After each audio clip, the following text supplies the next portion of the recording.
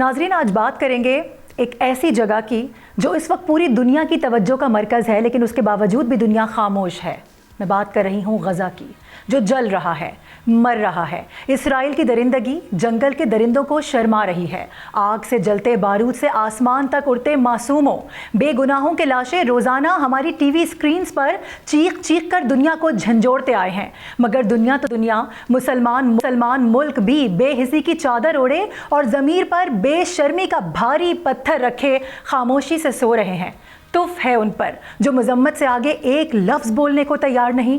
غزہ، جہاں موت ہر لمحے جانیں نگل رہی ہے، جہاں آسمان سے آگ برستی ہے اور زمین فلسطینیوں کے خون سے سرخ ہے۔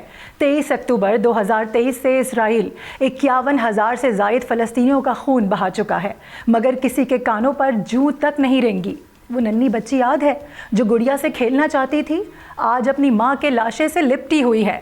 وہ بوڑھا باپ جو مسجد میں بیٹھ کر قرآن پاک کی تلاوت کرتا تھا، آج ملبے تلے سسک رہا ہے۔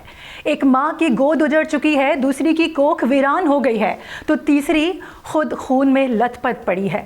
ان کے بچے جن کی کھلونوں سے کھیلنے کی عمر تھی، وہ آگے سے جلائے خون سے نہائے جا رہے ہیں۔ جنہیں اسکول جانا تھا